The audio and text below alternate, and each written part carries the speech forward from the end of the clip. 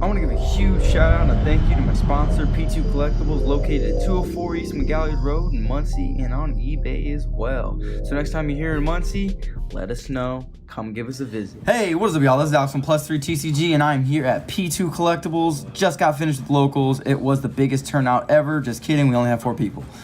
But nonetheless, it was cool to kind of play. After not playing competitively for a while. I guess a 4-person tournament isn't the most competitive, but it was still fun. I got to see Sky Striker Trickstars. The deck's really annoying. But I decided to play Gouki, going first Gouki, because I feel like at a local scene, I'm not too worried about trying to break unstoppable boards going second, which I think Gouki's really good at doing. But instead, I would just try to set up the Tri-Gate board with traps.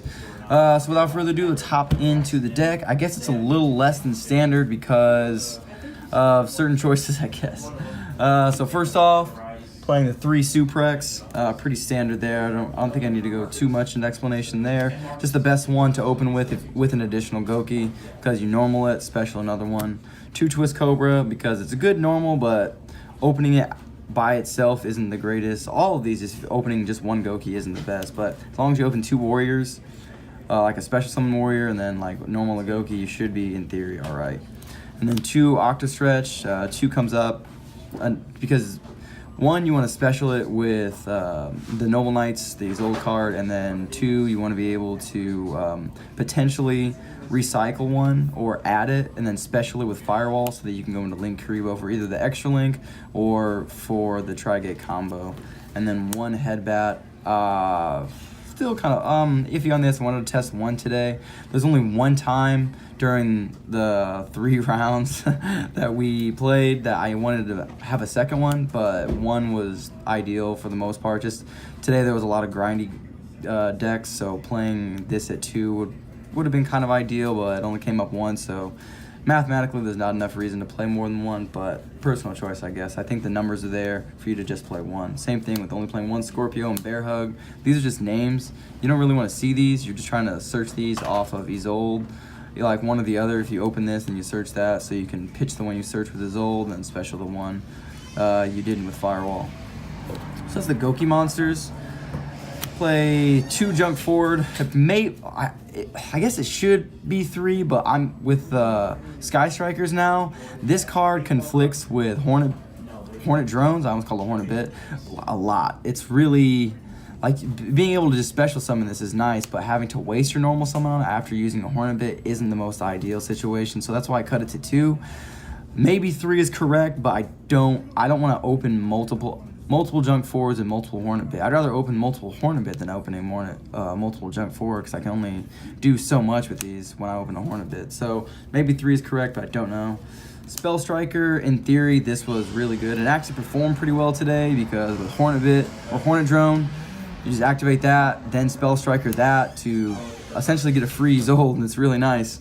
But outside of that, it can sometimes be bricky opening it without like a spell to play. Marauding Captain at 1. Honestly, the Spell Striker probably should have been a Marauding Captain, because this was great, being able to just extend into my Isolde plays. All these are just turbo Isolde cards, and then the 1 engine requirement. Some people don't play it, some people do. I think it's correct to play it, because being able to retrieve one of your Link monsters back is pretty relevant. Usually like a one of the Link 2s, or I guess a Unicorn as well. Hand traps.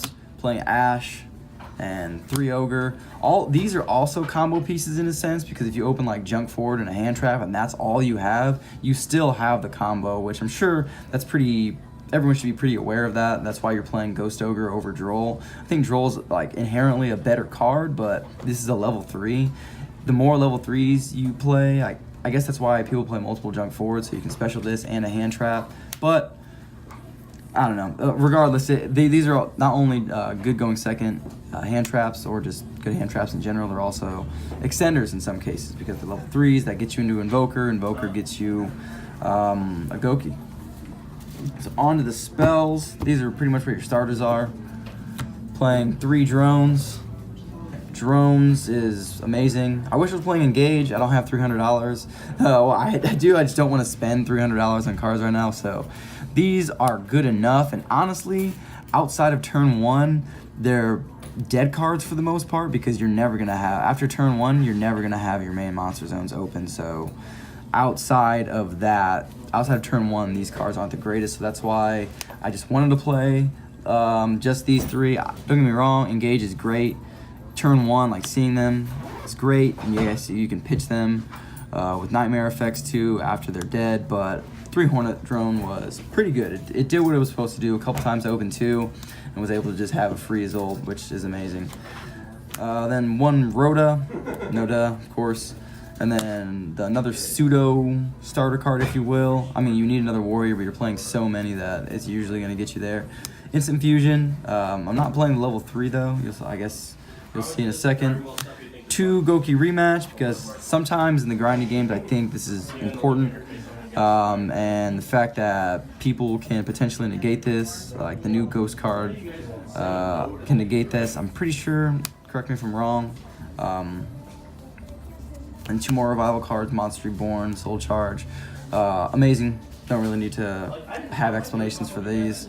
And then 3 Call by the Grave, because Droll absolutely ends your life. Ash kind of does. Ogre can. Any kind of interruption can really ruin your, not ruin it, but make you have to play through awkward boards then. But with Call by the Grave, you don't have to worry about it. If you open the combo with Call by the Grave, you should win that turn, because you're just going to generate so much advantage. And then these 2 cards, Axe of Fools for if I go second, and then if I draw it, I can just equip it, and then it's kind of like a breakthrough skill.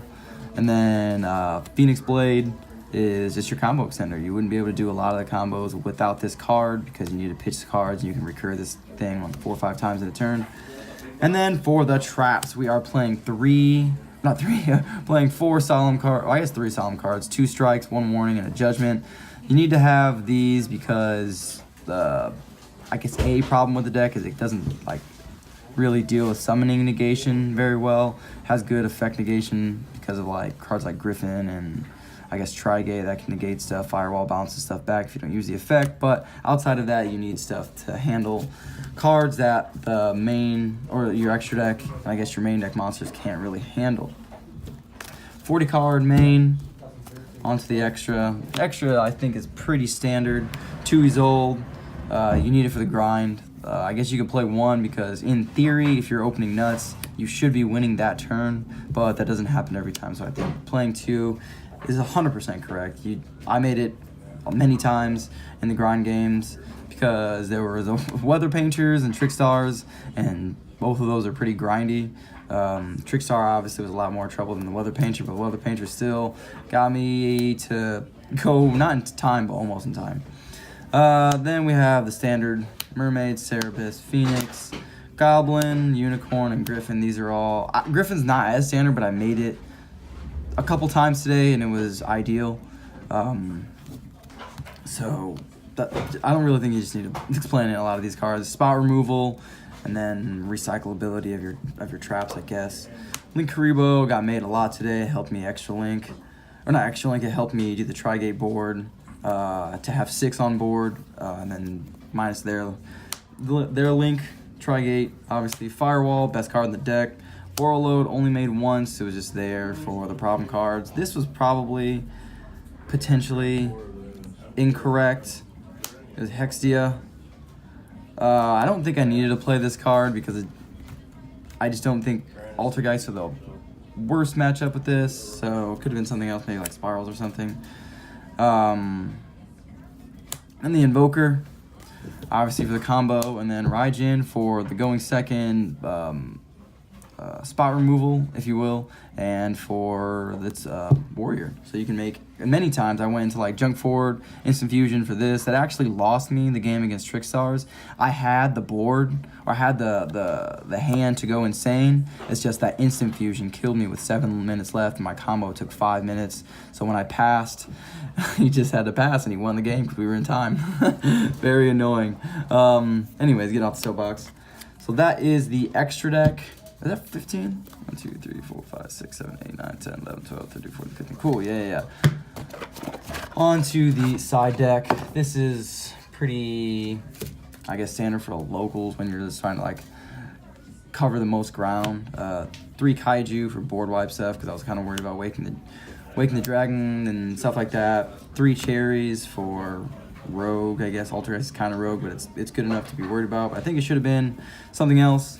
Twin Twister to deal with like back row problems. Trickstar decks. Really, this isn't like the greatest against Trickstar because they can just chain whatever you pop, and they're probably playing Waking the Dragon, so not the best, I guess. But for locals, Twin Twister I think is a necessity.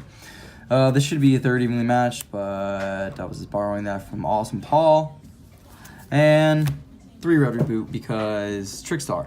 In theory, this deck can OTK, and if I'm going second, you side the Red Reboots in, stop the reincarnation, they set whatever, and then you just OTK them unless they have interruption, like Tyler did. We had 2 set Called by the Grave, which really hurt. But that's the deck profile, y'all. I got second thanks to Tyler in time, you jerk. And yeah, it was fun to get back into the competitive scene a little bit, or at least with a competitive deck. Ended up being the most competitive scene because what can you say? It's locals. It's fun, but this is the deck. Let me know what you think down in the comment section below, y'all. And this is Alex from +3 TCG. Signing out.